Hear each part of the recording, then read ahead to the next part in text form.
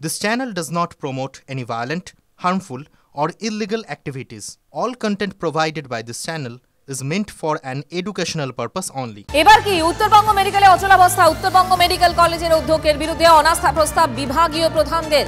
Threat কালচারের বিরুদ্ধে সার্বিক পদক্ষেপের অঙ্গ হিসেবে অধ্যক্ষ ইন্দ্রজিৎ সাহার অপসারণের দাবিতে চিঠি উত্তরবঙ্গ মেডিকেলের বিভাগীয় প্রধানদের।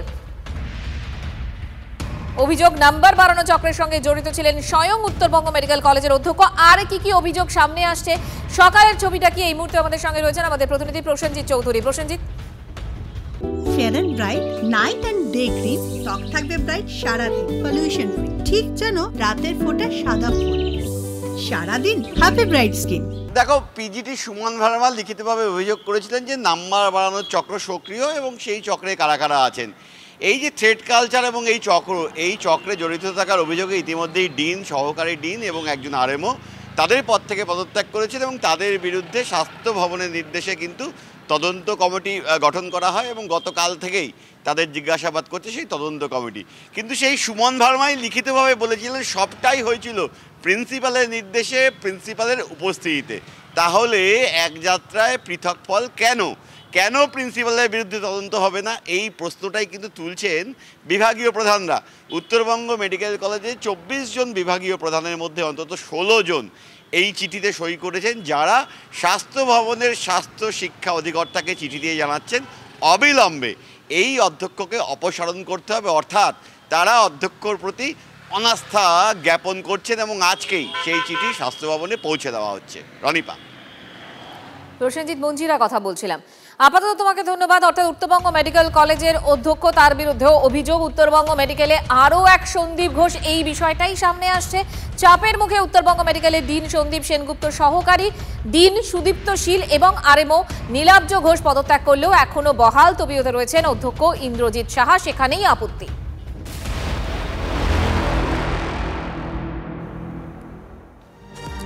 এদিকে আবার জুনিয়র চিকিৎসকদের কর্মবিরতি ওঠার সম্ভাবনার কথা আমরা গতকাল থেকেই জানতে পারছিলাম, কিন্তু দীর্ঘ 10 ঘন্টা জিবি বৈঠক হয়েছে, তারপরেও এখনো সিদ্ধান্ত জানা যায়নি।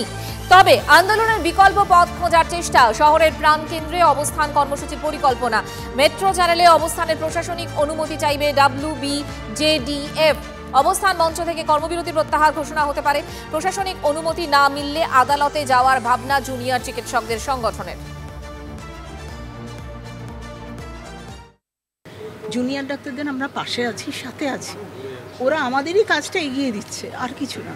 কিন্তু একই সঙ্গে আমাদের রোগীরা যাতে সাফার না করে সেটাও দেখা উচিত, কারণ বহু গরিব মানুষ আমাদের এই এত বড় হসপিটালের ওপর ডিপেন্ডেন্ট। তাদেরকে আমরা যতটা পারছি করছি, কিন্তু সেটা আমাদের সাধ্যের অতীত যে ওদের হেল্প ছাড়া আমরা করে উঠতে পারবো না। আলটিমেটলি যে ছেলেমেয়েরা এত কষ্ট করে এত দূরে আন্দোলনটাকে এনেছে, সবটাই তাদের শুভবুদ্ধির উপর নির্ভরশীল। যদি অ্যামেন্ডমেন্ট করে আমাদের বিভিন্ন মেডিকেল কলেজকে সেন্ট্রাল সিকিউরিটির আওতায় আনা যায়, এটা একটা সাজেশন আমি বলেছি। আর সিজ ওয়ার্কের ব্যাপারে যেটা আমার ওপিনিয়ন, সেটা হচ্ছে যে কর্মবিরতি তুলে নিয়ে অন্যান্য ব্যাপারে যদি আন্দোলন অন্যান্যভাবে যেভাবে করা যায় সেই ওয়েগুলো দেখতে। এবার সেটা হচ্ছে তাদের ওপিনিয়ন, আমি কাউকে চাপিয়েও দিইনি, এটা ছিল আমার ব্যক্তিগত ওপিনিয়ন। এবং ওরা ফাইনালি ডিসিশন নেবে, কারণ এই আন্দোলনের মুখ ওরাই পথ দেখিয়েছে।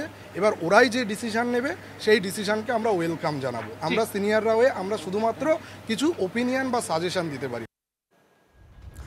এ নিয়েই কথা বলবো। সুমন মহাপাত্র আমাদের সহকর্মী এই মুহূর্তে আমার সঙ্গে রয়েছেন। সুমন, কনভেনশন হলো, জিবি বৈঠকও হলো, সিদ্ধান্ত কিছু জানা গেল? সিদ্ধান্ত হয়েছে, কিন্তু সেটা অফিসিয়ালি ঘোষণা করার জায়গায় এখনো এই জুনিয়র চিকিৎসকরা পৌঁছননি। 10 ঘন্টার বেশি সময় ধরে জিবি চলেছে এবং সেই জিবির পরে তারা যে সিদ্ধান্ততে এসেছেন বলে আমরা সূত্র মারফত জানতে পারছি। বলে রাখি, তাদের তরফ থেকে কোনো ঘোষণা আসেনি, দুপুরের পরে সেই ঘোষণা আসবে। তারা সরকারকে একটা ডেডলাইন দেবেন যে তাদের যে দাবিগুলো ছিল সেই দাবিগুলো এই ডেডলাইনের মধ্যে পূর্ণ করতে হবে। একটা প্রতিবাদী মিছিলের তারা ঘোষণা করতে পারেন, পাশাপাশি কর্মবিরতি থেকেও তারা সরে যেতে পারেন যদি আন্দোলনের একটা বিকল্প পন্থায় বাকিরা স্থির হতে পারেন। সেই বিকল্প পন্থা কী হবে, কীভাবে তারা ধারাবাহিকভাবে আন্দোলন চালিয়ে যাবেন, সেই পন্থা খোঁজার কাজ এখনও চলছে।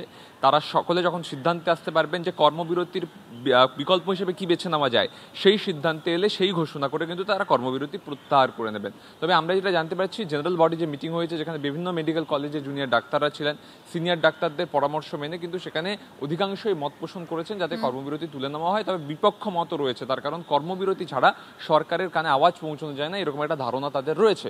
সেই জায়গায় দাঁড়িয়ে কর্মবিরতির বিকল্প রাস্তা কি সেটা খুঁজে বার করার পর কর্মবিরতি প্রত্যাহার হবে। একেবারে বিকল্প রাস্তা কি এবং সিদ্ধান্ত কি জুনিয়র চিকিৎসকদের সেটা জানতে আরো কিছুক্ষণ অপেক্ষা করতে হবে। আমাদের নজর থাকবে আমাদের সেদিকে। সুমন, আপাতত তোমাকে ধন্যবাদ। এদিকে আন্দোলনরত ডাক্তারদের বিরুদ্ধে সরব কুণাল ঘোষ।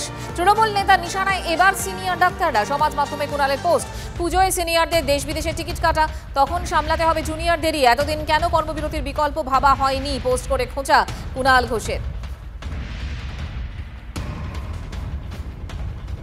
জুনিয়র চিকিৎসকদের কর্মবিরতি নিয়ে হাইকোর্টে জনস্বার্থ মামলা। প্রধান বিচারপতির দৃষ্টি আকর্ষণ, আইনজীবী দ্রুত শুনানির আর্জি।